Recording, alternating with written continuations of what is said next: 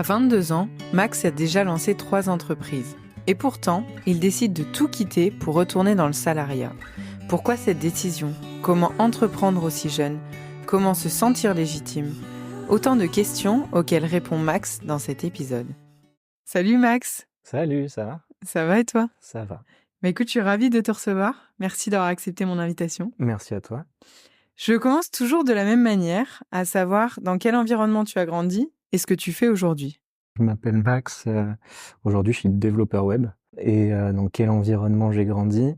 Mais mon père travaillait à EDF. Du coup, il déménageait tous les 4 ans. Donc voilà, je suis né à Montpellier, j'y ai vécu 1 an et après, on a déménagé un peu partout en France. Qu'en France ? Qu'en France, après La Réunion aussi, donc Dom-Tom. Et c'était aussi l'occasion de voyager beaucoup. J'avoue, j'ai eu peut-être cette chance, c'est que quand on est à La Réunion, on est beaucoup plus proche de l'Australie ou de l'Afrique du Sud, par exemple. Et donc, effectivement, beaucoup de voyages aussi. Et comment tu vivais le fait de déménager tous les 4 ans ? Du coup, forcément, j'étais dans un schéma. Et au début, je regrette parce qu'effectivement, les 2 premières années, peut-être, j'essayais Enfin, j'étais toujours dans ce schéma-là et ça a été un peu difficile d'en sortir. Bien sûr. De devoir plaire à tout prix, parce que sinon, t'es tout le temps tout seul. T'es à chaque fois le nouvel arrivé. Et non. Mais après, je suis assez content de cette enfance quand même, parce que ça m'a permis de voir beaucoup de choses, de découvrir beaucoup de monde. Et c'était aussi un moment... Enfin, ça accélère aussi la façon dont... Enfin, ça change la façon dont tu mûris, je pense. Oui, bah tu mûris beaucoup plus vite. Ouais. T'as pas trop le choix, de toute façon, que de t'adapter. Ouais. Mais t'as quand même aimé ce mode de vie assez particulier. Bah, je connais pas l'autre. C'est vrai. Donc, moi, tout ce que je peux dire, c'est que je suis content de la vie de mon enfance, quoi. Je suis content de mon enfance. Sachant que j'ai sauté une classe. À La Réunion, il n'y avait pas assez de classes dans l'école, donc j'avais fait une classe double. Donc j'ai sauté une classe et je suis de fin d'année. Ce qui fait que en moyenne, j'avais 2 ans de moins que la plupart des gens dans mes classes. Donc déjà aussi, ça conditionne le fait que c'est difficile de se faire apprécier des gens. Surtout quand t'as 5 ans et que t'es avec des... Non, j'abuse, mais quand t'as 10 ans et que t'es avec des gens de 12. Oui. Et ça, tu le gérais comment ? Finalement, j'ai eu la chance de rencontrer des gens pour qui ça importait assez peu. J'ai eu la chance de tomber sur des gens très bienveillants, un peu tout au long de mon enfance. Mais ce qui fait que voilà, j'ai eu mon bac à 16 ans. Je suis arrivé à l'école, j'avais tout juste 17. Oui, ça fait jeune. Donc ça fait un peu jeune. Mon premier, j'ai pas pu boire du coup. Bah oui, bon, ça va, j'étais comme toi. Hein. Voilà, t'es de fin d'année déjà. Et voilà, c'est le jeu. Et tu te décrirais comment, enfant ? T'étais quel genre d'enfant ? Je réfléchissais beaucoup, tout le temps à tout. C'est l'expression de surréfléchir à tout, suranalyser toutes les réactions de tout le monde. Parce qu'en fait, tu cherches tout le temps forcément l'appartenance à un groupe. Du coup, t'es obligé un peu d'analyser si les gens ils t'aiment bien ou pas, pourquoi, comment. Et en fait, je me trouvais un peu enfermé dans cette spirale où tu te montes la tête et t'essayes de plaire aux gens, alors qu'en fait, c'est plus... Oui. Bon, déjà, quand t'es enfant, t'essayes de le faire de base. Hein. Ouais, c'est ça. Mais vu que à l'école, si t'as pas d'amis, c'est très difficile. Tu vois, au collège, au lycée, t'es obligé un petit peu de te créer une personnalité. Et je pense que ça se remarque aussi sur la façon dont j'ai grandi, c'est que de fait, j'ai été obligé de m'adapter tout le temps. Et aujourd'hui, j'ai un peu cette casquette. Il y a une collègue qui m'avait dit que j'avais ressemblé à un caméléon, parce qu'en fait, quelle que soit la discussion, avec le temps, maintenant, je réussis à m'adapter et sur à peu près tous les sujets. Et à ce moment-là, quand tu étais enfant, tu voulais faire quoi de ta vie plus tard ? Alors, j'ai jamais vraiment su. Même jusqu'avant mes études, j'hésitais. Mais j'ai 2 grands frères et une grande sœur qui ont 15 ans de plus que moi, donc plus âgés. Et il y en a 2 qui étaient dans l'informatique. Mon père aussi était du coup pas dans l'informatique, mais dans l'ingénierie. Et c'est quelque chose qui me plaisait. Et finalement, au lycée, j'avais des amis qui voulaient faire une école spécifique. Et donc je me suis dit, ça va être les faits, on va y aller tous les 3. Et voilà, c'est pour ça que je suis allé là. Mais t'avais pas d'appétence particulière pour l'informatique ? Oui. Au lycée, un petit peu. J'en avais fait un petit peu, mais j'avais jamais fait avant. À la base, j'hésitais avec le journalisme, mais Oui, rien à voir. Rien à voir. Mais tu gagnes pas ta vie bien quand tu fais du journalisme, sachant qu'en plus c'est hyper dur d'être publié. Oui. C'est pour ça aussi que t'as écarté un peu. C'est ça. Et après, j'ai regardé et il y avait plein d'autres métiers que je voulais faire, mais bah, enfin, j'ai regardé. J'ai un métier au moins où je vis bien et je me prends pas la tête. Et voilà, oui, mais t'aimais quand même. J'aimais quand même l'informatique, mais il n'y a pas trop de domaines que j'aime pas vraiment. Enfin, je m'intéresse relativement à tout. Oui, tu penses que tu aurais pu travailler dans complètement autre chose. Franchement, j'aurais bien aimé être diplomate, par exemple. Ça, c'est un genre de métier que j'aurais bien kiffé. Et pourquoi? Parce que j'aime bien résoudre les conflits ou les situations. On va le voir après. Enfin, j'ai pas mal entrepris. Oui. Et c'est aussi le métier d'entrepreneur d'éteindre des feux. C'est vrai. Et je sais pas, cette situation de j'ai un problème et je dois le résoudre de la meilleure façon possible, c'est un truc qui me drive. Qui te plaît bien. Qui me plaît bien.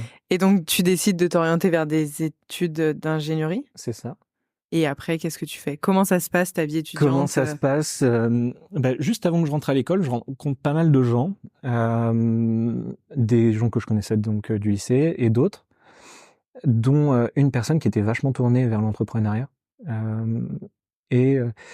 Avec cette personne, on décide de monter une première boîte. Et c'est assez marrant, c'est ce que j'aime dire, c'est qu'on a fait toutes les erreurs possibles. Et t'avais quel âge à ce moment-là? J'avais 16 ans. Donc à 16 ans, tu te dis, je vais monter une boîte. Ouais, mais après, ça c'était pas très engageant. Je faisais ça avec l'argent de poche et en plus, du coup, t'as pas le droit de monter une boîte en France quand t'es mineur. Oui. Du coup, ce qu'on avait fait, c'est qu'on avait fait une boîte en Angleterre. Ce qui est déjà quand même très malin à 16 ans de se dire. J'avoue que c'était même pas moi qui m'en étais chargé. Ok. Et c'était dans quoi? On faisait une carte étudiante universelle. Parce qu'en fait, on se rend compte que les cartes étudiantes, chaque école en a une, c'est une galère. Et là, on fusionnait plein de principes comme Too Good To Go, oui. Par exemple, pour les étudiants, faire en sorte à faire la promotion, ou quand il y avait des groupes d'étudiants qui avaient des passions communes, proposer des activités avec des tarifs. On avait même pour ambition d'aller plus loin et de faire en sorte à ce que les cartes permettent de badger pour entrer dans les écoles ou des choses comme ça. On avait pas mal de pistes, mais le projet, au bout d'un moment, s'est essoufflé. On avait pas mal investi pour des imprimantes, enfin pour imprimer des cartes, pour tout ça. Et le Covid est tombé. Ah oui. Et du coup, on a arrêté, on a planté. Ouais. Et c'était quoi ton rôle dans cette première boîte? Comme celle d'après, j'étais un peu homme à tout faire.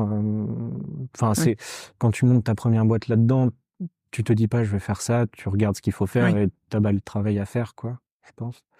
Et j'étais avec des gens qui étaient bien meilleurs que moi techniquement, donc je laissais à peu près la technique faire. L'administratif, j'étais avec des gens qui étaient meilleurs que moi aussi là-dedans.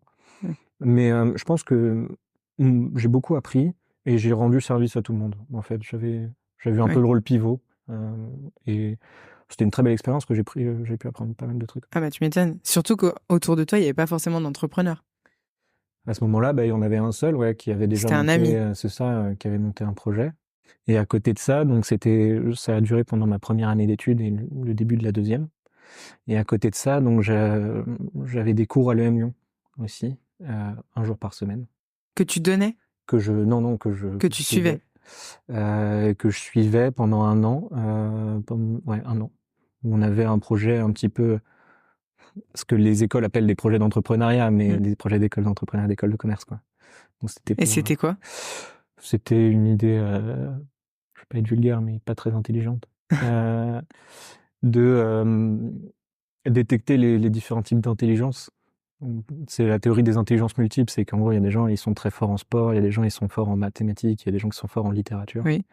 Donc, c'était une application qui te permettait de comprendre tes différentes intelligences et de pouvoir travailler sur celles sur lesquelles tu voulais travailler. Ok. Donc, voilà. Une sorte de Duolingo, mais adapté en mode, là, j'ai envie de découvrir les maths. Et ça, pourquoi, parce que là, tu en parles très facilement, tu montes des boîtes, mais ça arrive pas à tout le monde à 16-17 ans de monter des boîtes. Comment ça vient? Projet très scolaire, donc ça savait pas trop le sujet. Ce que je disais, c'est l'entrepreneuriat façon EM. Et après, comment ça s'est fait? De base, dans mon école, on n'a aucun cours. C'est une école avec de l'apprentissage uniquement par projet. Donc en fait, le premier mois, c'est une période un peu sport où ils estiment qu'il faut 48 heures pour faire tous les sujets du jour et tu as un sujet tous les 24 heures. Ah oui. Donc en fait, ils essayent de voir combien de gens tiennent jusqu'au bout sans abandonner. Et après, c'est un projet par semaine, grosso modo. Et donc tu fais que ça, en fait. T'as 3 semaines pour le rendre, et toutes les semaines, t'as un nouveau projet qui tombe. Oui. Et voilà, de fait, ça m'a toujours un peu conditionné à avancer au projet, donc j'ai pas les épaules pour entreprendre tout seul. Ça, je le sais, je les ai jamais eues parce que difficile de se motiver derrière une idée.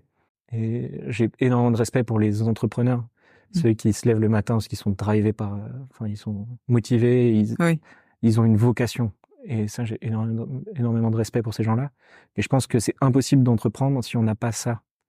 Quelqu'un qui se lève un matin et qui lâche tout pour entreprendre, je pense que ça marche pas. Et c'était pas ton cas? Et ça n'a jamais été mon cas. J'ai toujours été le bras droit. Oui, le bon bras droit, plus opérationnel du coup. C'est ça. Et donc une fois que j'ai arrêté cette entreprise de carte étudiante, avec 2 des 8 personnes, on a monté une société de service qui faisait des sites web.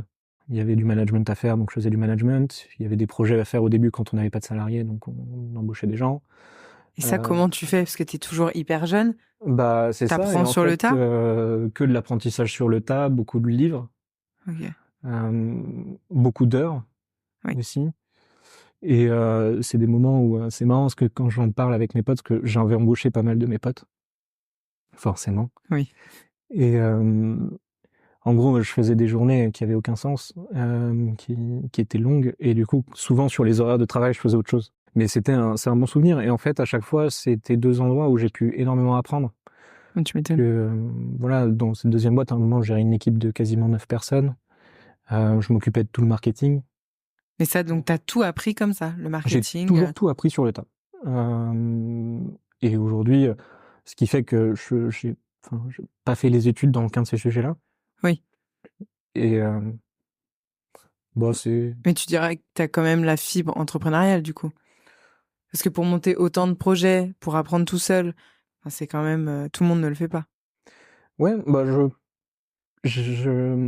ma vocation, si je peux dire ça comme ça, c'est que j'aime bien transformer des idées en choses de tangibles.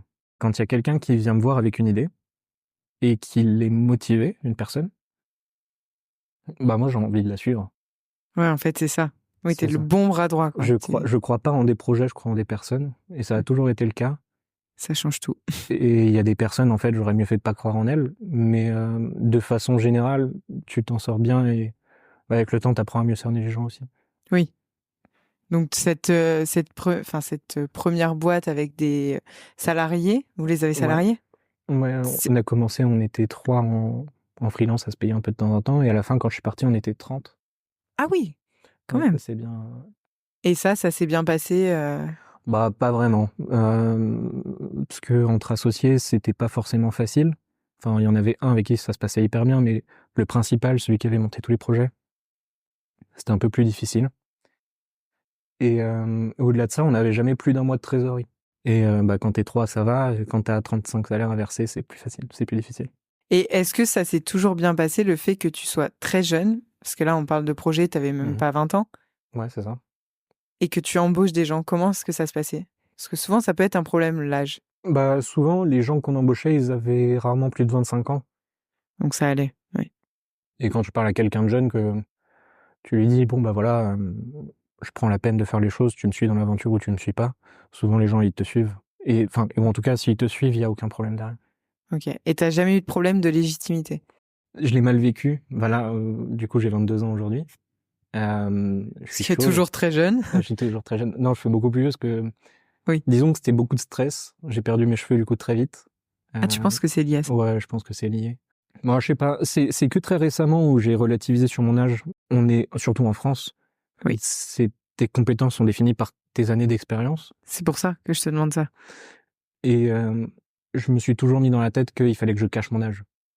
Et même aujourd'hui, je sais qu'il y a des entretiens d'embauche où ça se passe très bien, je passe tous les tests, et au dernier point, on me dit « Ah non, désolé, vous êtes trop jeune pour le client ». Oui, et c'est pour ça, l'âge est un vrai problème. À part un stage que j'avais fait dans un grand groupe, je me suis jamais posé la question. Pour moi, c'était la seule façon dont on travaillait. Enfin, je voyais qu'il y avait des gens à côté de moi qui travaillaient dans des salariats, C'est ça. avec des tâches à faire. Moi, ma vision du travail, ça a toujours été de comment tu peux rendre service, comment est-ce que tu apportes de la valeur à ce que tu fais.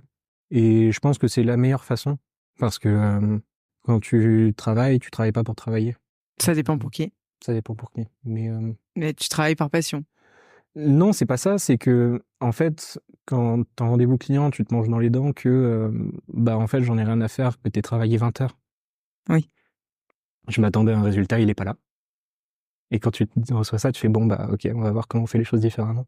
Et du coup, depuis, j'essaye mes journées d'être le plus productif possible et de toujours prioriser. Ça m'a donné une rigueur sur le travail, on va dire, que c'est vrai que maintenant, je me rends compte que quelqu'un qui a fait que du salariat et qui est conditionné à un 9h, 18h, n'a peut-être pas. Non, c'est sûr, c'est pas du tout la même mentalité, la même façon de travailler. C'est ça. Et donc à ce moment-là, t'es toujours étudiant ou pas? En fait, finalement, oui, je suis toujours étudiant. Je suis parti de ce projet donc qui avait été monté relativement pendant le Covid, entièrement sur les 2 rebonds plus la suite. Et je suis parti au bout de 18 mois parce que je me sentais plus avec les mêmes valeurs. Parce que quand on fait du service, on est quand même attiré uniquement par l'argent. Enfin, faut pas se le cacher, surtout quand tu fais du service à la chaîne et sur des choses pas très spécifiques. Donc là, je me suis dit que j'allais prendre une pause et je suis devenu professeur à l'université. Enfin, à quel âge? Donc là, j'avais 20 ans, 21 ans. Et donc j'étais en bac plus 4.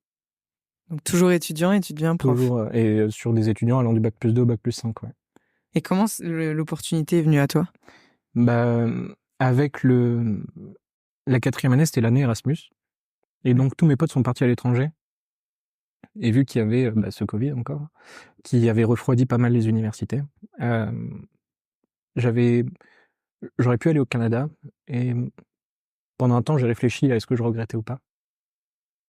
Mais en fait, ça s'est bien passé.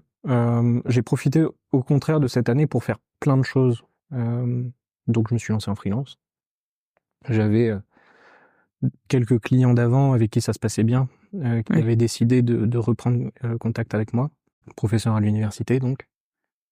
Et à côté, beaucoup de formations personnelles sur des thèmes très vastes et variés, sur du design, j'ai pris des formations pour moi-même, des cours de cuisine. J'avais commencé à reprendre un peu ma santé en main. Et voilà, c'est une période qui a duré 6 mois. Et après, pendant cette période, j'aimais bien donner des petits mentorats. Parce qu'en fait, même si j'avais pas la science, enfin, j'ai toujours pas, d'ailleurs, j'ai pas la science infuse, mais il y a des choses que j'ai vécues et beaucoup d'erreurs que j'ai faites. Et je me suis dit, s'il y a des gens avec qui je peux empêcher de faire ces erreurs-là, autant foncer. Et dans ce cadre-là, j'ai rencontré Amélie, qui est une collègue à moi, une ancienne collègue, qui avait donc un projet. Et au début, je faisais du dev pour eux et je conseillais un petit peu.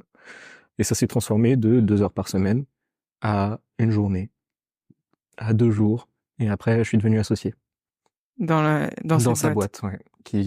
On aide les entreprises dans le milieu de l'immobilier commercial, donc les centres commerciaux, à trouver des bons magasins. Parce qu'en fait, on a toujours les mêmes chaînes de magasins, les mêmes trucs. Et il faut savoir qu'il y a énormément de surfaces vides. Donc, C'est vrai. là, je suis à Lyon, on a les 2 meilleurs centres commerciaux de France quasiment. Mais la plupart des autres ont beaucoup de champs vides. Et l'objectif, c'est de voir comment les remplir, mais de façon intelligente. Avec la donnée. Voilà. S'il y a, on regardait ce que les gens je tapais sur Google.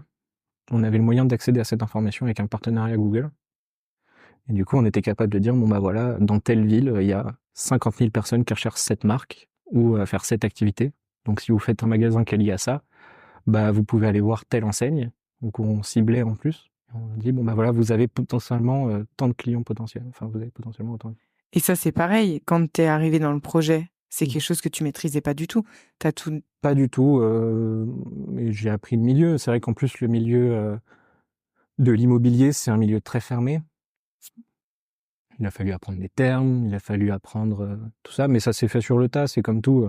À force d'apprendre, au bout d'un moment, on s'adapte et on apprend de plus en plus vite. Et on s'imprègne des domaines dans lesquels on travaille. Ouais. Là, on parle de tous tes projets pro qui sont assez impressionnants pour ton jeune âge à l'époque, et qui est toujours le cas. Mais comment tu gères une vie de jeune adulte à ce moment-là? Parce qu'en fait, je me dis, tu travailles énormément. Est-ce que tu arrives à trouver un équilibre? Est-ce que tu es aligné avec les gens de ton âge? Bah, il y en a jamais vraiment eu, je dirais. Bah, déjà, je suis parti, j'ai eu mon appart, j'avais encore 16 ans, du coup. J'ai vécu tout seul. Et là, tu étais indépendant, autonome. Bah, ouais, j'avais mes parents qui me versaient de l'argent et je vivais tout seul. Je sais pas, je vois pas le travail comme du travail dans le sens où j'aime ce que je fais. C'est ça. Et surtout, j'aime bien voir que ce que je fais sert à quelqu'un. Et du coup, au début, bah, c'est vrai que la phase d'avant où tu prépares, c'est pas la phase qui me passionne le plus. Mais par contre, quand tu es directement en contact avec les gens, que tu travailles pour les aider, moi, c'est quelque chose que j'adore et qui me motive, ouais. Et finalement, je me suis un peu toujours sorti en marge parce que bah, j'ai toujours fait des très gros horaires. Enfin, après, là, en ce moment, ça va, mais même après l'école, rentrer taffer. Mais tu travaillais tout le temps. Ouais, ouais. Je Et faisais. Ouais, je sais pas, sur mes années d'études, je faisais en moyenne 70-80 heures par semaine, on va dire. de travail, De travail, ouais. en plus de tes études. Non, non, en tout. Ah oui, en tout. Non, en tout, la phase la plus dure, je crois que c'était pendant mes vacances entre ma deuxième et ma troisième année. Parce qu'à ce moment-là, j'avais un CDI et mon stage en même temps. Donc je faisais 35 heures dans la semaine. Ce qui est énorme déjà. Et de toute façon, on sait très bien que dans un 35 heures, bah, tu fais pas forcément 35 heures, quoi. Donc c'est des grosses journées, ouais. Et ça, t'arrivais bien à gérer. Bah oui, t'apprends à faire avec. En plus, l'avantage, bah, c'est ce que je disais, c'est que quand je suis rentré dans les études, j'ai rencontré des gens qui sont vraiment fantastiques, fantastiques. Et bah, j'ai pu vivre avec eux dans le sens où, bah, quand il y avait besoin, j'allais boire un verre avec l'un d'entre eux. Ils m'ont Ouais. toujours soutenu. En fait, t'as toujours été très bien entouré. Ouais, j'ai eu cette chance. Même des filles que j'ai pu connaître qui m'ont toujours soutenu à l'époque aussi. Alors que, bah, effectivement, quand tu travailles beaucoup, tu peux pas forcément avoir une vie de couple hyper Et ça t'empêchait pas présente. d'en avoir une quand même. Ça m'empêchait pas d'en avoir une quand même. Et tout le temps libre que j'arrivais à dégager, justement, il était dédié à ça. Mm. Mais voilà, pour moi, aujourd'hui, c'est un peu comme une autre époque, ouais. Oui, tu vois les choses différemment. Ouais. Parce qu'à ce moment-là, donc tu es associé dans cette entreprise. Mhm. Qu'est-ce que tu décides de faire? Comment tu vois la vie à ce moment-là? Bah, à chaque fois que je rejoins une entreprise, j'imagine y faire ma vie. Et après, je me rends compte que bah, c'est comme tout, l'herbe est peut-être plus verte ailleurs. Oui. Mais à chaque fois, j'essaye de faire en sorte à ce que mon passage ait été bénéfique et que quand je parte, ça se passe bien. Et c'est pour ça qu'à chaque fois que je suis parti d'un projet, ça s'est relativement bien passé à chaque fois avec tout le monde. Et ça a toujours été des projets que tu as rejoints, ça a jamais été ton initiative. J'ai essayé de lancer un projet une fois, mais ça n'a pas marché parce que justement, j'avais pas la motivation et en 3 jours, c'était oublié, quoi. Oui, donc en fait, tu es mieux en support qu'en C'est ça. en leader. Je me suis lancé quelques petits projets. Par exemple, j'ai fait un peu de musique cette année. Donc, j'ai quelques sons sur Spotify. Ah oui! Mais c'est vraiment, en plus, c'est pas très bien. On va pas se le cacher. Mais c'est juste que j'aime bien apprendre de nouvelles choses. C'est vraiment devenu une passion d'apprendre de nouveaux domaines. Donc, voilà, apprendre à faire de la musique. Je me force un peu à écrire en ce moment, mais j'ai un peu du mal. J'ai appris à courir l'année dernière, parce que je courais pas du tout. Et t'as toujours été comme ça? Aimer tester des nouvelles choses? Ouais, toujours. C'est comme ça que je me sens vivant, en fait. Ouais. C'est vrai que je me suis rendu compte que quand j'ai l'impression de stagner à un endroit, je me sens mourir à petit feu. Et voilà, donc dès que j'ai quelque chose qui me passionne, je fonce. Et est-ce que tu te lasses assez vite? Ou est-ce que du coup, Bah, comme tu tout, je tiens sur pense, la durée? comme tous les gens un peu comme moi, si je reste plus de 3 mois à faire la même chose, c'est dur. Oui, donc dans Ouais. une entreprise, c'est pareil. En soi, Bah, tu apportes beaucoup, et après, quand tu vois que tu peux plus apporter, enfin, pas plus. c'est pour ça que je travaille que dans des petites structures aussi. Ouais. Parce que t'es tout le temps au four et au moulin. Et du coup, tu te lasses beaucoup moins vite. Parce qu'en fait, un jour, t'es avec des clients, le lendemain, tu dev, pour moi, du coup. Oui. Le surlendemain, tu fais market. Le jour d'après, tu dois préparer un recrutement. Et en fait, bah, vu que tu fais jamais la même chose. Et quand tu t'es mis en freelance, Ça a été assez simple de trouver des clients? Comment est-ce que tu l'as vécu? Parce que là, pour le coup, tu étais seule. Bah là, pour le coup, j'étais seul. En fait, ce qui s'est passé, c'est que quand je suis parti de cette entreprise de service, il y avait plein de clients qu'on n'allait plus voir, qui venaient plus nous voir parce que on était peut-être devenus trop chers ou ils avaient plus le fit avec certains ou voilà. Et quand je me suis mis à mon compte, je leur en ai parlé et certains sont revenus avec des besoins et finalement ça m'assurait un petit revenu à côté des cours. Et voilà, ça me permettait de vivre bien, jusqu'à un point même où j'avais pris un stagiaire qui m'aidait sur des missions, voilà. Parce que tu avais trop de boulot et... Pas forcément trop de boulot, mais c'est vrai que c'était une phase aussi où je voulais prendre un peu des vacances. Oui. Et bon, je finissais par travailler, mais grosso modo, je travaillais 20 heures dans la semaine, 25 heures dans la semaine pendant ces 6 mois-là. Et je faisais beaucoup plus d'autres choses, apprendre des sujets, mais voilà. Et t'as pas eu de mal à définir ta propre valeur quand tu as monté justement ta boîte quand tu étais seule? Parce que c'est souvent ce qui est dur quand on se met en freelance, de se dire, bah, il faut que je chiffre, il faut que je gère tout seul. Est-ce que toi, ça a été naturel ou... Bah, en fait, je suis resté dans le schéma de ce que je connaissais. Je vendais des sites web, donc j'ai fait des sites web. Et l'objectif, c'était pas de faire beaucoup d'argent. À ce moment-là, l'objectif, c'était d'en vivre à peu près. Donc, je faisais mes missions, je rendais des gens heureux. Moi, je me prenais pas trop la tête, je forçais pas beaucoup. Et à la fin, voilà, j'en vivais. Si aujourd'hui, je me remets freelance, c'est que mon objectif, c'est de faire de l'argent, j'aurais pas du tout la même mentalité. Enfin, je bradais mon TJM parce que ça me saoulait de devoir essayer de me vendre plus cher. Enfin, voilà, j'avais pas du tout la même. Ah oui, donc t'avais pas du tout cet objectif, Non, pas... alors que t'aurais pu. Bah, peut-être, je sais pas. Aujourd'hui, je pourrais le faire et avoir beaucoup moins de prétentions. À l'époque, j'étais incapable de penser à me faire payer plus de 300 € la journée. Bah déjà, depuis l'époque, les TJM ont explosé. Mais même si aujourd'hui, ce serait 500 €, aujourd'hui, ça m'arrive de faire des missions freelance d'une journée ou deux. Et je prends beaucoup plus.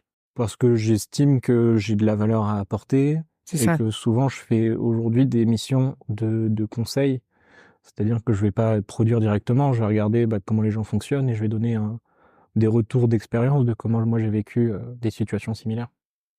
Et ça, c'est, par exemple, les gens avec qui tu peux travailler, c'est des gens qui te connaissent, c'est des gens que tu as démarchés. Comment est-ce que tu fais? Pas forcément. J'ai un compte Malte, qui est une plateforme qui permet de faire ça. Sur LinkedIn, de temps en temps, j'ai des gens qui m'envoient un message. Mais je suis pas du tout proactif. J'avoue, ça m'intéresse. Enfin, disons que ça prend sur mes week-ends et qu'aujourd'hui, je les valorise beaucoup plus qu'avant. Mais une mission de temps en temps, quand le projet me plaît, ouais. Oui. Et que les gens, dès le début, maintenant, je suis transparent, je leur dis que je suis jeune, que voilà, j'ai 22 ans, mais si on valorise les années d'entrepreneuriat, j'ai quasiment 5 ans d'expérience, même plus. Oui, c'est énorme déjà. Et du coup, et plusieurs boîtes à ton actif en soi. C'est ça. Et donc, je leur dis, par rapport à quelqu'un qui aura 28 ans, mais qui serait sorti des études à 22 ans sans rien avoir fait avant, on a le même profil. Oui. Et en soi, c'est pas ton âge qui compte, c'est ce que tu as fait. C'est ça. Et même après, ce qui se passe, c'est que souvent, on a un premier rendez-vous, on échange et ils se rendent compte que si ça peut fit ou pas. Et donc, après, les gens, ils ont envie de travailler avec moi, ils travaillent avec moi, et sinon, non. Et comment les gens réagissent quand tu dis que tu as 22 ans et que tu as fait tout ça? Souvent, les gens, ils croient pas trop. Ensuite, je leur montre ma carte d'identité. Oui. Ça arrive souvent. Oui, parce que tu as l'avantage de faire plus vieux. Ouais, c'est ça. Si c'est un avantage, mais en tout cas, tu fais plus vieux. Pour l'instant, j'en profite. Oui. On verra plus tard. Mais non, j'en profite. On verra à l'avenir. Mais souvent, les gens, ils sont impressionnés, j'avoue. Parce que quand je leur parle un peu de tout ça, mes potes, vu qu'ils ont vécu tout avec moi, techniquement, je pense que c'est aussi peut-être devenu naturel pour eux et ça me permet aussi de me dire que c'est normal. Enfin, j'ai pas l'impression d'avoir fait des choses extraordinaires non plus. Je les ai juste faites différemment.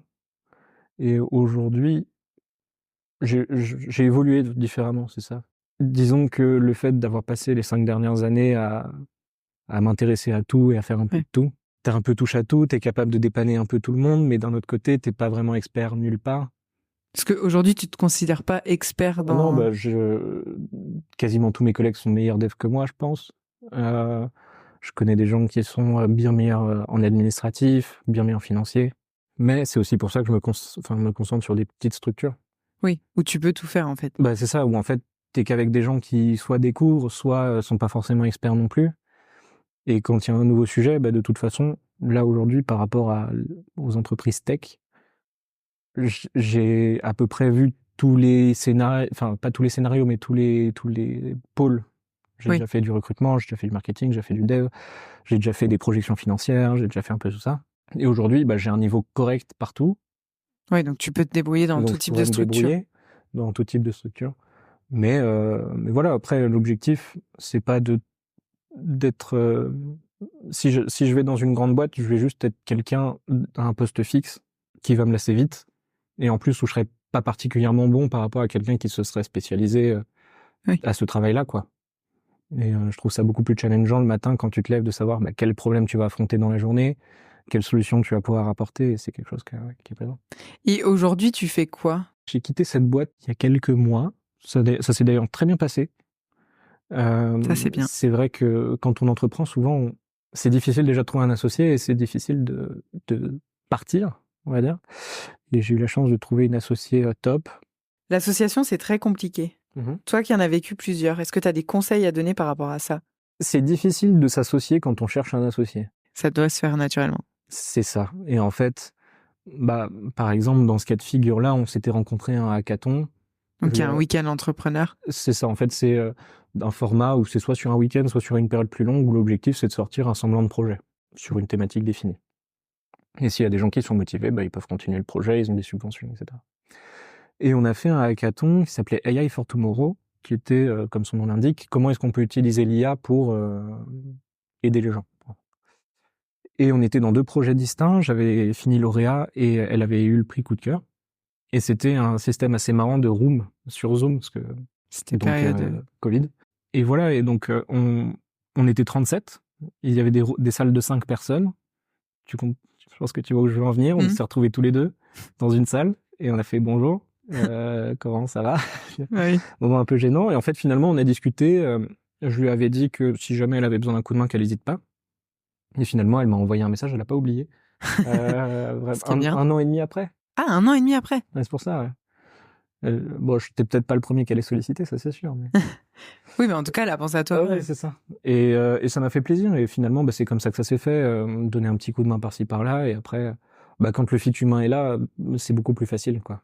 Donc en fait, c'est vraiment ça. C'est avant tout une association. C'est comme un mariage en soi. C'est ça. Et même après, quand nous, on avait pas mal de préceptes.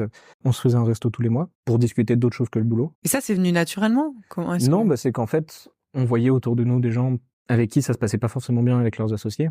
Et tous ceux avec qui ça se passait bien, justement, nous disaient, au-delà d'être des associés, on est aussi proches. Et il faut pas qu'il y ait que de l'argent qui nous réunisse. Ouais, c'est le pire. Et sans doute, c'est que ça met des relations hyper nocives en place. Du coup, l'objectif, c'est que, alors là, ça m'arrive de temps en temps de remonter sur Paris, aller boire un coup avec. Ouais, vous avez gardé une vraie relation humaine au-delà du travail. Et je pense que c'est hyper important quand on s'associe avec quelqu'un, il faudrait se dire, enfin, pas forcément, ça s'applique pas à tous les cas d'usage. Mais je pars du principe qu'il faudrait que je sois capable d'aller boire un verre avec la personne sans me dire faut que j'y aille, quoi.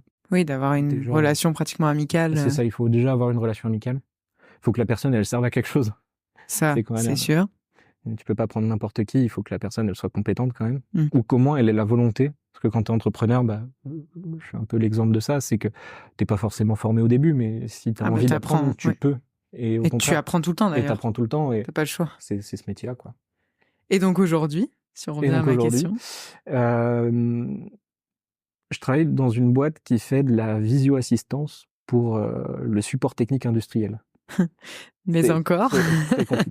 Non, en fait, je vais prendre un cas d'usage qui est pas ce qu'on a, mais tu arrives chez toi, ta machine à laver, elle explose, enfin elle marche plus du tout. Et du coup, ce que tu fais, c'est que tu vas appeler Darty pour qu'il vienne réparer ta machine. Sauf que le mec de Darty, il va venir, il va se rendre compte que t'as pas branché la prise, quoi. Et ça arrive quasiment plus d'une fois sur 2. Sauf que on imagine ça, mais pour des imprimantes qui font 100 mètres carrés ou pour des transpalettes ou voilà, de tout quoi. Et donc l'objectif, c'est de faire un peu comme un WhatsApp où tu peux discuter, tu peux prendre une vidéo et il y a tout un outil qui est fait là-dessus où ils peuvent voir toutes les interventions qu'ils ont fait, etc., etc. Et donc ça, c'est pareil, tout est nouveau. Je connaissais pas du tout ce milieu jusqu'à il y a 4 mois, ouais. Et comment tu te retrouves à faire ce nouveau job? Bah, c'est eux qui m'ont démarché. J'avais fait un premier entretien avec eux. Le mec était sympa. J'ai rencontré après les 2 associés. Les 2 étaient sympas.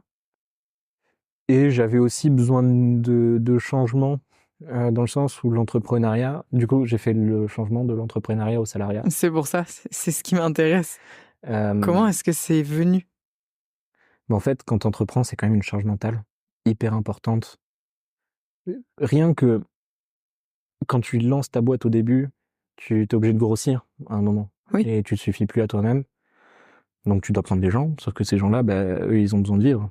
Et ils vont pas tout lâcher, donc il faut les payer.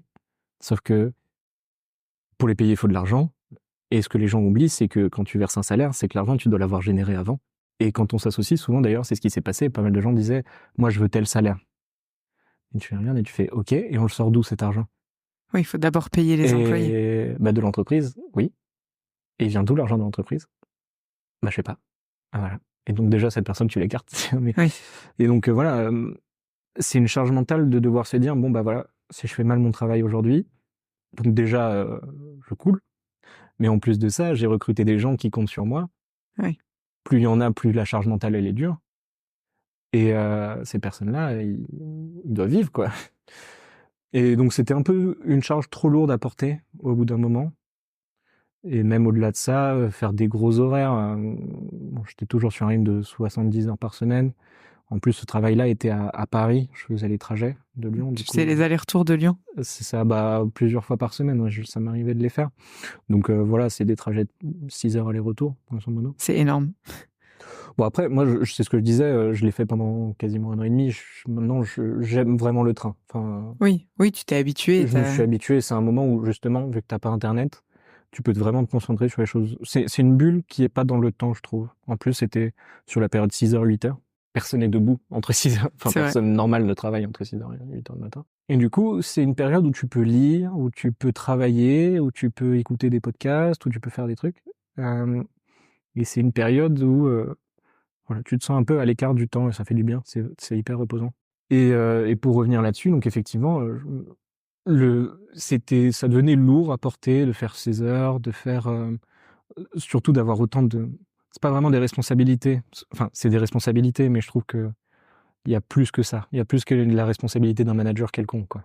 Quand quelqu'un est en CDI, t'as littéralement sa vie entre tes mains, quoi. Bah oui.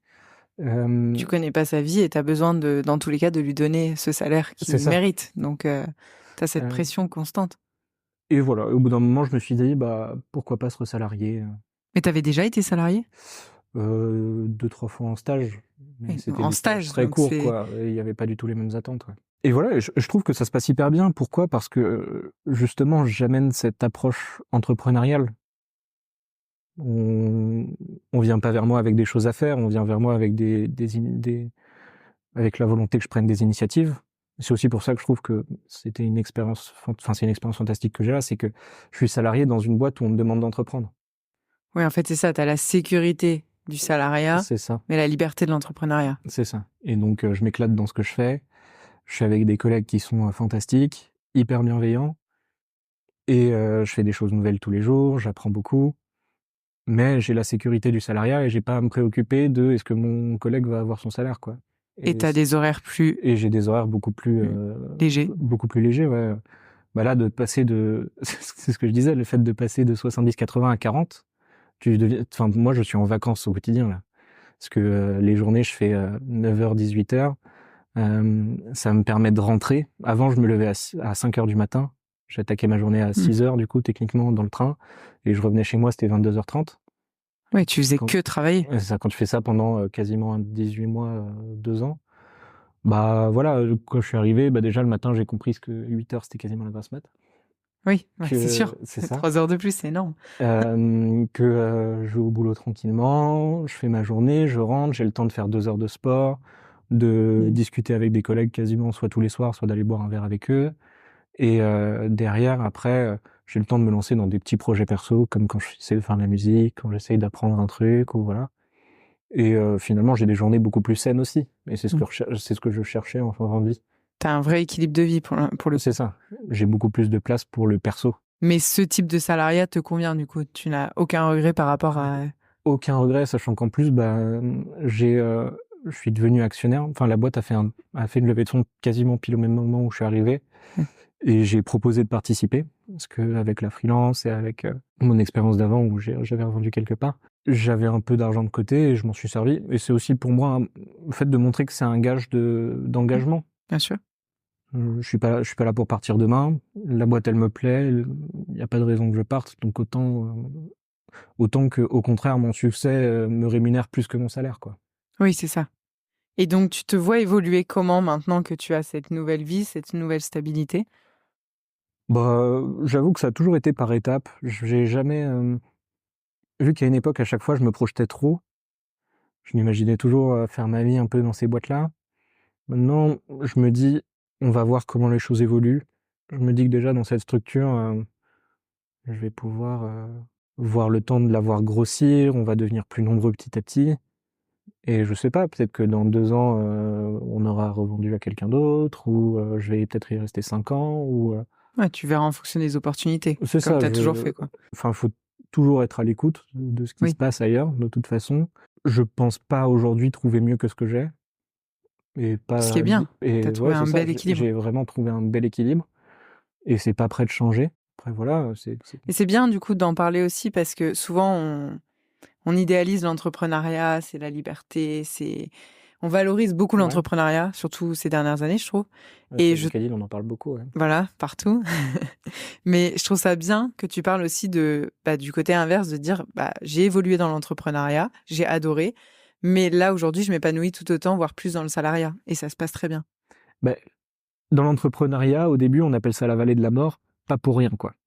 C'est vrai. Et c'est marche ou crève. Ah, c'est dur, hein. Et c'est dur. Et honnêtement, du coup, je faisais des heures de fou. Je me suis endetté pour vivre parce que j'avais pas de salaire. C'est le jeu. Parce que ceux qui réussissent, même s'ils gagnent peut-être même pas tant que ça la plupart à la fin, mais c'est plus tu prends de risques et plus tu as de gains. Et donc, travailler beaucoup pour pas de salaire, déjà, tu montes beaucoup plus en compétences sur des sujets variés. Tu as des choses à mettre sur un CV. Et au-delà de ça, je pars du principe que c'est vraiment pas fait pour tout le monde. C'est sûr. Que entreprendre, même entreprendre soi-même, être solo-entrepreneur, il faut être capable de se gérer au quotidien. Faut se motiver tout seul. Donc déjà ça c'est pas facile, surtout ceux qui se lancent en freelance sans savoir ce pourquoi vendre. Ils le font. Ouais. Moi j'ai un seul conseil, c'est si vous voulez vous mettre en freelance, ayez déjà vendu ce que vous allez faire avant, parce qu'en fait beaucoup de gens se lancent en freelance, ils savent même pas ce qu'ils vont faire, ils s'attendent juste à ce que les clients viennent et qu'ils gagnent les sommes mirobolantes que les gens montent sur LinkedIn, qui gagnent même pas eux-mêmes. Et en fait, c'est pas vivable, quoi. Mais c'est bien que t'en parles, parce que justement, à force de voir un peu toutes ces success stories, t'as l'impression que c'est facile, que d'un coup tu vas gagner beaucoup, et c'est pas une réalité. Ça l'est pour certains, mais pour une petite minorité. Déjà, c'est une petite minorité qui en parle. Il faut se dire que sur tous les entrepreneurs, mais il n'y en a pas tant que ça, qui déjà osent en parler. Oui. Et surtout ceux qui donnent leur success story, ils parlent de success story par rapport à leur domaine d'activité. Et pour eux, c'est le meilleur moyen de faire du marketing et de se vendre aussi. Oui. Mais c'est le personal branding. C'est du personal branding, et à aucun moment tu sais si c'est vrai ou pas, quoi. C'est vrai. Et donc, entre ceux qui sont freelance et qui en vivent pas, ceux qui sont en freelance et qui en vivent à peu près, qui en vivent bien, qui commencent à en parler, et qui ont vraiment des success stories et qui ne mentent pas à propos de ces success stories, il y a tellement d'écarts qu'en fait, finalement, c'est comme tout. Je pense que c'est comme si on veut se lancer dans le cinéma. T'as quelques acteurs qui gagnent très bien leur croûte, ouais, c'est sûr. C'est vrai que c'est pas une généralité. Par rapport à tous ceux qui ont le rêve hollywoodien. Mais parce que ces gens-là en parlent plus, du coup, tu vois plus de success stories et tu te dis, bon, ça a l'air facile. Mais c'est bien aussi de montrer l'autre visage de l'entrepreneuriat. il faut être prêt à beaucoup de sacrifices. Pour moi, entreprendre, c'est dans une certaine mesure comme être, par exemple, sportif professionnel, quoi. Tu dédies ta vie à un projet. Tu dédies ta vie à un projet. Tu dois t'entraîner à ta façon, mais intellectuellement, en découvrant de nouvelles choses, en te mettant à la page, en te formant en quotidien. Et après, toute ta journée, quand tu es entrepreneur, t'as que des problèmes. Tu résous des problèmes, c'est le métier d'entrepreneur, c'est le métier d'éteindre des incendies. Le matin, ah mince, j'ai mal signé le contrat de tel alternant, du coup, j'ai pas la subvention de temps, mais sans cette subvention, je coule. Donc, qu'est-ce que je fais? Je les appelle, je règle le problème. Ouais, c'est vrai. Dans l'après-midi, j'ai mon client qui me dit qu'il a reçu le contrat et que la police d'écriture, elle est pas bonne et qu'il peut pas l'envoyer, sauf qu'il doit l'envoyer dans 1 heure. Ouais, c'est que ça, au quotidien. Et tu fais que ça, et tu vis dans le rush tout le temps, t'as pas le droit à l'erreur. Parce que, voilà. Et en fait, il faut être prêt à ça, quoi. Ouais, c'est sûr, c'est des sacrifices. Hein. Faut poser le pour et le contre, hein, parce que il y a aussi beaucoup d'avantages, mais une certaine liberté, il y a beaucoup, mais tu fais pas ton 9-17, t'as la liberté de faire 24-24. C'est vrai, vu comme ça, oui. Mais d'un côté, tu choisis aussi quand t'as pas envie de travailler ou de faire autre chose. À un moment, t'as envie de te prendre 2 heures pour aller boire un café. Tu dois rien à personne. Donc après, voilà, ça correspond pas à tout le monde, mais en tout cas. Oh, c'est sûr, tout à fait. Donc, qu'est-ce que tu conseillerais à tous les gens qui veulent essayer d'entreprendre et qui n'osent pas ou qui ont peur? Soyez assez motivés par votre idée, au point que même si la plupart des gens disent que vous n'allez pas réussir, au pire, vous testez et c'est pas grave si ça marche pas.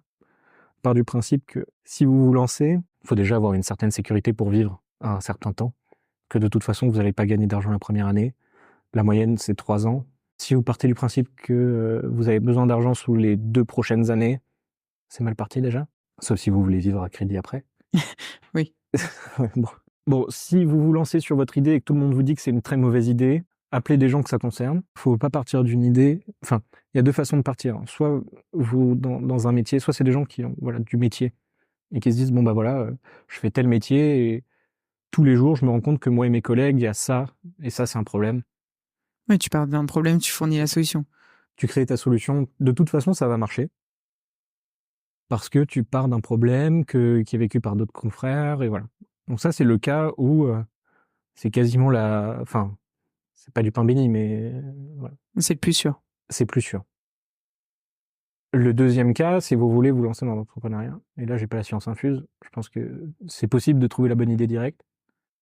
Mais le meilleur conseil, c'est de savoir quel genre de problème ou à quel genre de personnes, de clients vous voulez travailler, secteur. Vous appelez ces gens, et c'est difficile, moi j'ai trop du mal à le faire, et c'est pour ça que je n'entreprends pas, en tant que tête d'affiche, mais d'être prêt à appeler ces gens-là et de leur dire, est-ce qu'il y a des choses qui au quotidien vous posent problème au point où vous serez prêt à payer de l'argent pour que ça se résolve. Une fois que vous avez quelques idées, tu te lances, tu essayes de voir s'il n'y a pas une façon de faire, tu la proposes, tu demandes à d'autres gens qui regardent et ils se disent, ah c'est vrai que ça pourrait être pas mal, et à ce moment-là tu peux te dire, je lance une boîte. Oui, c'est ça, tu t'es renseigné sur le marché, les problématiques. Et d'ailleurs, je pense que c'est très difficile, voire impossible d'entreprendre seul. Pourquoi ? Parce que tu passes la journée à résoudre des problèmes, à être fatigué, à être dans le rush, à être avec des gens qui sont pas sympas, parce que souvent les clients ils ont des attentes, et si tu les fournis pas, tu te fais gueuler dessus. T'as des salariés qui comprennent pas ta situation. Enfin, du coup, j'ai toujours eu la chance de tomber avec des gens très compréhensifs. Mais tu peux tomber sur des gens qui, t'as pas l'argent sur le compte de la boîte le 1er du mois, désolé, le contrat on le signe le 5, t'auras ton argent le 6, quoi. Mais voilà. Ouais, c'est ça. Et je trouve que ce qui est dur quand t'es seul au quotidien, c'est que ce soit tes succès ou tes échecs, tu les vis seul. Et même si t'es bien entouré, l'air de rien, ça concerne vraiment que toi. Alors que si t'es associé, voilà.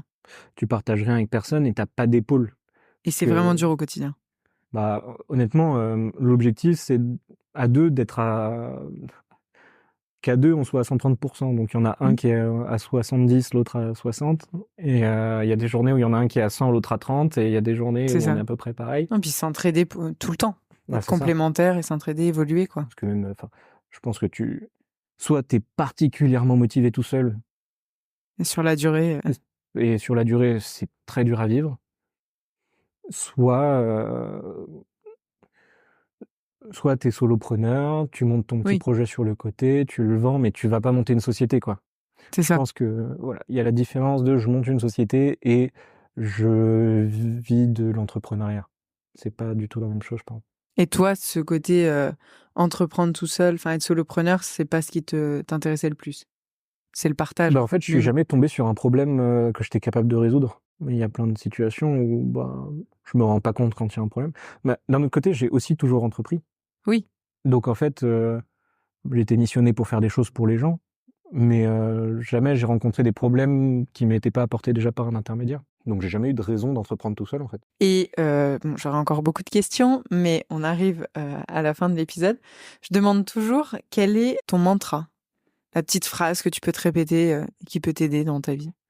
Bah, quand j'étais entrepreneur, le mantra qui me faisait tenir, c'est demain est un autre jour, dans le sens où tu as tellement des jours bas et des jours hauts, et souvent une mauvaise journée, c'est rare qu'elle dure, et dans le pire des cas, ça dure une semaine. Il faut C'est tout fini par voilà, passer, quoi. tout finit par passer, et il y a des journées qui sont très bien derrière. Donc demain est un autre jour. Si cette journée elle se passe pas bien, souvent quand ça m'arrive, c'est la journée où il se passe tous les problèmes, c'est la même. C'est Dans ça. ma semaine, c'est la même. Et maintenant, je le prends sous un ton humoristique où je sais que quand il y a un problème qui m'arrive en début de journée, une merde, voilà, tout le reste de la journée, j'attends. Et je J'attends sais que les ça va autres arriver. problèmes. Et voilà, je le prends avec beaucoup d'humour. Et C'est une bonne phrase en soi. ouais, Ça c'est aide ça. à rester positif, Et à accepter les problèmes, quoi. c'est ça. Et aujourd'hui, ma vision, c'est bah, j'essaye de faire un peu plus chaque jour. Il y a le truc du 101%, des fois, Oui. c'est la phrase qu'on voit souvent. C'est vrai que j'aime bien cette idée de bah, si je fais 1% de plus chaque jour, à la fin de l'année, je fais 32% de plus. Enfin, je suis Ah, c'est ça. 32 fois plus grand. Et voilà, j'aime bien cette mentalité de se dire que c'est par des petites actions et des... C'est ça. C'est les petits pas qui font que tu arrives à avancer. Et je t'ai demandé d'emmener un objet. Ouais. Est-ce que tu peux me parler de cet objet, ce que Alors, c'est et pourquoi cet objet? c'est pas l'objet le plus facile à transporter, parce que c'est une basse, donc l'instrument de musique. Et en fait, j'en ai très peu fait. Je l'ai acheté et j'ai dû passer même pas une quinzaine d'heures à apprendre à le faire. Et pourquoi cet objet? Parce qu'en fait, il présente tout, tout le revers de la médaille, en fait. C'est que à s'intéresser à plein de choses et à faire plein de choses, bah, finalement, on a le temps de rien approfondir. Et en fait, bah, c'est vrai que je l'ai mis au milieu de ma pièce quand elle est chez moi, parce que bah, elle me rappelle le fait que bah, quand je me lance dans un projet, il faut quand même assumer jusqu'au bout. Et voilà, j'ai pas vraiment d'attache par rapport à cet objet, mais c'est la symbolique, je trouve. Oui. Pourquoi tu t'es lancé dans la musique? Parce que j'ai un collègue qui adorait faire de la guitare, il voulait monter un groupe de rock, et bah, je l'ai suivi comme d'hab. C'est un peu la course habituelle. Et je sais pas, parmi tous les instruments, je trouvais que la basse c'était stylé. Et donc tu t'es mis à Du jouer de coup, la je l'ai basse. acheté. Je pourrais même pas jouer un grand morceau, mais je peux jouer Et quelques. t'as appris tout seul quand même. Ouais, bah aujourd'hui tu peux tout faire en autodidacte. Oui. Il y a Bah, des si t'as la volonté de applications. le faire, C'est oui. ça. Il y a des applications. Donc ça, je sais pas. Là en ce moment aussi, j'apprends le japonais par exemple. Tu vois, c'est des petites passions. Et ça pour Mais le tu coup. vas au bout ou à chaque fois tu Ça, pour t'arrêtes? l'instant, c'est le truc où je tiens le plus longtemps parce que ça fait 175 jours où j'ai pas raté une leçon. Et pourquoi le japonais? Je sais pas, je trouvais ça chiant à apprendre. Et du coup, je me suis dit, Du coup, tiens, tu t'es dit, bah ouais, tiens, je vais faire un truc chiant, quoi. c'est les seuls gens qui se sont dit, on va utiliser 3 alphabets différents. Non, mais même la culture manga japonaise, je, je suis pas fan de tout, mais il y a certaines choses que j'aime bien. Et je trouvais que c'était un beau défi justement à inscrire sur la durée. Donc en fait, tu vas tout le temps apprendre des nouvelles choses. C'est un peu Bah, ce qui rythme ta c'est un vie. peu autour de ça que j'ai construit ma vie aujourd'hui. Et c'est quoi la chose que tu aimerais apprendre qui te paraît la plus folle aujourd'hui? Bah, si j'avais le choix, j'aimerais bien tout apprendre. Je rêve de l'immortalité et de pouvoir passer mon temps à apprendre des trucs. Mais non, j'aimerais bien être polyglotte, mais j'ai beaucoup de difficultés avec les langues, d'où le fait que ce soit un bon exercice. Oui. J'aimerais bien savoir courir, mais les exercices d'endurance, c'est pas pour moi. C'est ça que j'en fais beaucoup. C'est bien. Au moins, Ouais, c'est ça. t'essayes. J'essaie de me forcer dans les trucs où j'atteins des paliers. La course, là, je m'y remets petit à petit, c'est un peu dur, mais c'est pas facile. Et voilà, plus quelque chose, je sais que je suis pas fait pour, et plus j'essaye de pousser. À part l'escalade où j'ai abandonné parce que c'est plus mon truc. C'était pas du tout ton truc. Ouais, mais c'est bien. Au moins, tu montres qu'avec de la motivation, tu peux atteindre au moins des stades et faire les choses, quoi. Bah, ouais. C'est vrai que c'est un peu là, à chaque fois que j'écoute souvent les épisodes du podcast. Chaque fois que j'écoute un épisode, souvent les gens disent ça, quand on se donne les moyens, on y arrive souvent. Ce qui est vrai. Il faut quand même de la motivation. C'est ça. En fait, c'est aussi la mentalité de l'entrepreneuriat que j'en retire, c'est il faut pas travailler dur. Le work hard, il marche pas. Par contre, il faut travailler intelligemment. Et il faut travailler intelligemment et dur. Oui. Mais faire 90 heures par semaine, ça sert à rien. Si c'est pas bien fait, non, ça sert à rien. Il vaut mieux 30 heures qui sont bien faites que beaucoup. Et effectivement, ceux qui réussissent qui réussissent très bien, c'est ceux qui travaillent intelligemment sur de gros horaires. Et je trouve que j'étais pas du tout l'entrepreneur qui ait fait le plus de sacrifices. Parmi toutes les personnes que je connaisse du milieu, beaucoup travaillent beaucoup plus que moi, à frôler 90, 100 heures par semaine.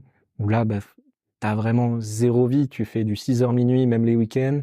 Oui. Et ça m'est arrivé de faire ça une semaine ou deux. Mais en fait, ces gens-là, ils font ça pendant 2 ans non-stop. Ouais, c'est ça. Au bout d'un moment, tu finis par t'épuiser. Ouais. Ah, c'est pas possible. Écoute, Max, merci beaucoup pour ton témoignage. Bravo pour ton parcours. Je suis vraiment ravie que tu puisses justement partager tout ce que tu as pu faire à seulement 22 ans. C'est vrai que je le trouve un peu anodin par rapport à d'autres parcours qu'on a pu écouter dans tes épisodes précédents, parce que je me rends peut-être pas compte. Tu t'en rends pas compte? Parce qu'à 22 ans, il y a peu de gens qui ont déjà monté plusieurs sociétés, qui ont la vie que tu as, qui ont fait les sacrifices que tu as fait quand même. Donc, je trouve que c'est hyper intéressant aussi de partager ces parcours. Si ça permet à certaines personnes de remettre en question soit leur salariat, soit leur entrepreneuriat, il n'y a aucun mal à ce salariat après avoir été entrepreneur. C'est ça. C'est pas du tout. Beaucoup le voient comme un échec, mais c'est pas du tout le cas. Au contraire, parce que tu as tellement appris et des choses très différentes parce que quand on se salarie, souvent on travaille avec des gens qui ont été salariés toute leur vie. Oui. Donc le fait d'avoir cette autre vision, on fait les choses différemment et ça a de la valeur. Ouais. Ah, c'est ça, c'est ce qu'il faut retenir de ton parcours. Écoute, merci beaucoup.